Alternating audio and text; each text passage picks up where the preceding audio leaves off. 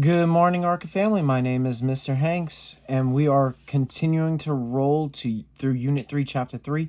We're getting kind of to the end of it, 2 lessons left, and they both deal with our buddies, you could say, Russia, and the stuff that they're going through since World War One and kind of after that as well.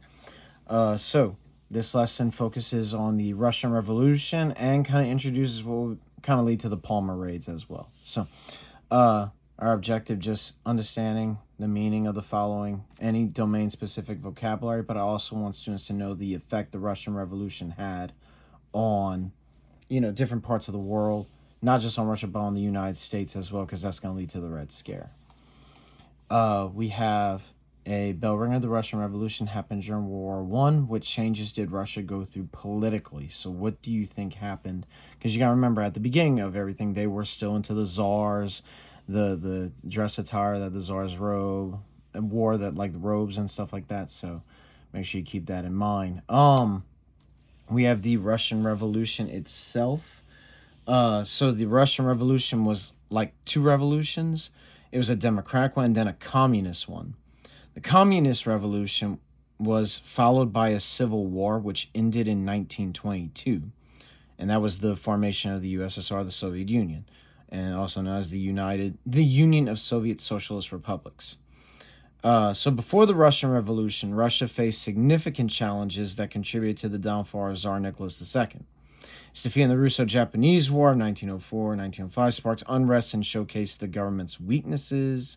Severe economic and social issues, such as widespread poverty amongst peasants, harsh working conditions in rapidly industrializing cities, and political discontent due to Tsar's, his autocratic rule that made pretty much everything the situation worse, even with the strain of World War One. Its constant military losses and economic hardships that kind of pushed people. That's a good recipe for inviting communism into their country, which Vladimir Lenin is most likely, did do. So the overthrow of the Russian government during World War One was driven by a lot of discontent with royalty at the time, a lot of protests, the rise of the Bolshevik communists and Vladimir Lenin.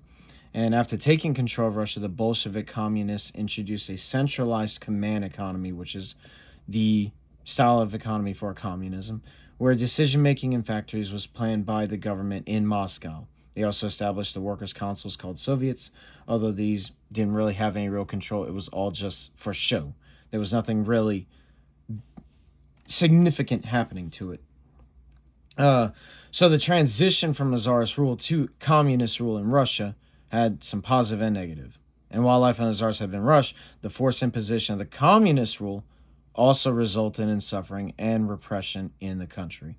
So there's a lot going on in this in Russia right now. And while you're like, wait, weren't we allied with them in World War II? We are, but that doesn't mean we agree with everything, and they will kind of become like major antagonists for us after the downfall of Germany in World War II.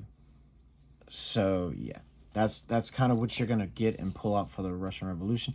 I do want you to answer. I want you to take down your main ideas like usual. I do want you to answer what were some of the events that led to overthrow the Russian government during World War One. What were some of the economic changes implemented by the Bolshevik communists after they took control of Russia? And what did the transition from czars to a communist rule have on the people of Russia? Okay, good. Now we also have a primary resource to go with this, and this is the case against the Reds from the Attorney General at the time. His name was Mitchell Palmer, also the person responsible for the Palmer raids. And this kind of transitions perfectly into tomorrow's lesson, because we're going to see that Red Scare, but this is the case he's going to make against it. So he's basically going to say, like, it's the height of the post-World War One Red Scare. The atmosphere was seething with anxieties about the Bolsheviks, aliens, domestic bombings, other labor unrest. So in 1919 and 1920, President Wilson's Attorney General, Mitchell Palmer, led raids on leftist organizations such as the Communist Party and the Radical Labor Union at the time, and, different things like that. Palmer hoped to use the issue of radicalism in his campaign to become a president. He created the precursor to the Federal Bureau of Investigation, so he lays the foundation for the FBI, and which collected the names of thousands of known or suspected communists, which you're going to see some violations in that. In November 1919, Palmer ordered the government raids that resulted in the arrest of 250 suspected radicals in 11 cities, and the Palmer raids reached their height on January 2nd, 1920, when government agents made raids in 33 cities. So just know that about 4,000 alleged communists were arrested and jailed without bond, and 556 aliens were deported at the time. Palmer's going to claim in this to be like ring the country of the moral bad at the time, hysterical people who, agreed with communism. But his tactics alienated a lot of people who viewed them as violations of civil liberties.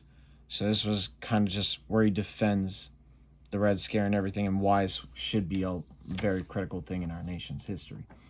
I want to know what metaphor he uses when he talks about the spread of revolution in the United States, and what metaphor does he use to describe communism effects on American institutions, and how does Attorney General Palmer justify his actions and beliefs regarding the Red.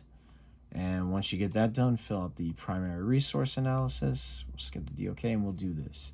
We'll do the flashcard for our exit ticket, the political and social change in post-war United States. In 1917, World War I, Russia experienced two revolutions that resulted in the formation of the Communist Soviet Union. So go ahead and answer that question. How did the aftermath of World War I shape the United States' approach to global and domestic challenges in the 1920s? Tell me how you think the United States is going to try to respond to the birth and spread of communism in the world. A lot of bad coming from this. But we got one lesson left in Unit 3, Chapter 3, and then it's going to be a test and a performance task coming up. So be ready for that. Have your little index cards ready for that as well. So without anything else, that's pretty much it for this video on the Russian Revolution. So remember to... I hope to see you back in school tomorrow. If you're not in school, I hope everything's okay. I hope you get better. Remember, grow your strong minds and great hearts.